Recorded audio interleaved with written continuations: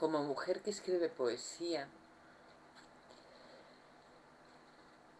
bueno, quizá yo no sea la persona más indicada, pero llevo unos 10 años escribiendo poesía y sin ser una experta ni pretenderlo, pienso que sí puedo dar algún pequeño consejo a la gente que ama la poesía,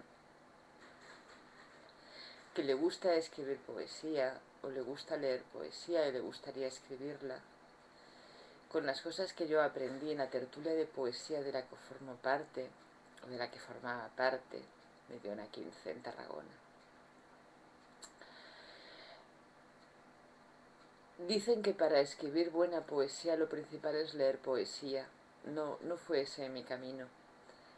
Yo empecé antes a escribirla y luego a leerla.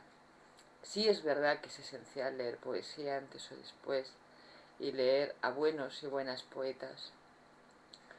Gente que domina la palabra, gente que sabe,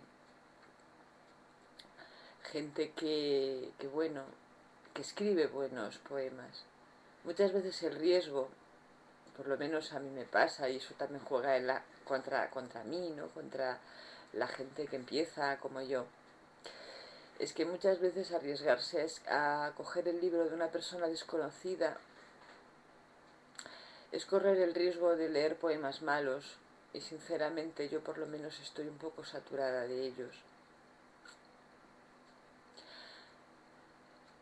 ¿Quién puede juzgar si un poema es bueno o es malo? Yo pienso que hay cosas que son evidentes, hay poemas que son evidentemente malos y que no se puede, y que es así. Quizá el criterio propio sea un criterio equivocado, a veces puedes equivocarte y que haya buenos poemas que se te escapen, pero bueno, ese es otro tema. Lo principal para escribir, ya sea poesía o prosa, es tener algo que decir. Eso es esencial. No soy de las que piensa que el contenido todo lo justifica, porque eso tampoco es verdad. Pero el contenido es muy importante, hay que tener cosas que decir, sentimientos que aportar, pensamientos interesantes. Eso es muy importante. La técnica se aprende. La forma, el estilo a la hora de escribir debe ser personal, individual. Las imitaciones pueden estar bien como aprendizaje, pero el poeta o la poeta deben alcanzar un estilo personal a la hora de escribir, lo que se llama una voz propia, que cuando lees un poema de Lorca, sabes qué es un poema de Lorca. Cuando lees a Miguel Hernández, reconoces a Miguel Hernández. Cuando lees a Alejandra Pizarnik, reconoces a Alejandra Pizarnik. Yo quiero que cuando la gente lea a Teresa Domingo Catalá, sepa que es Teresa Domingo Catalá y que no la confundan con ningún otro poeta.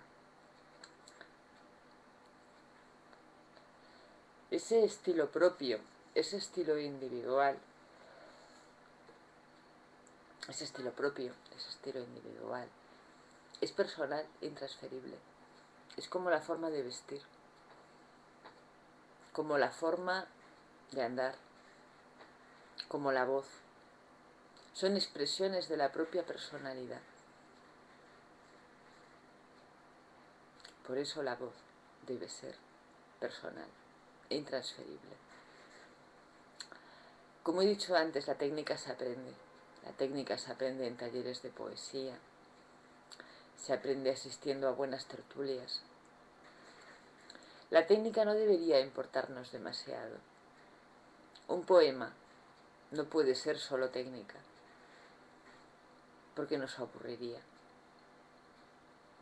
No tendría nada que contarnos. Eso no quiere decir que debamos entender el poema que leemos. Podemos no entenderlo racionalmente, pero intuitivamente nos inundará, nos llenará de sensaciones.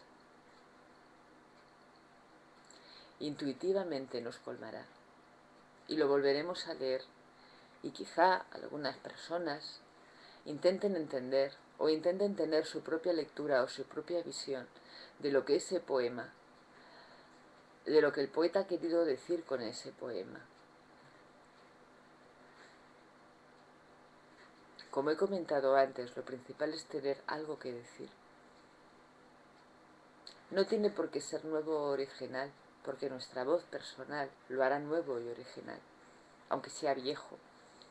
Por eso no debe importarnos repetirnos sobre los eternos temas: el amor, la muerte, el paso del tiempo, la sexualidad, el erotismo, la filosofía, el humor, la sátira, la mística. Eso no importa. Lo que importa es intentar llegar a esa voz personal.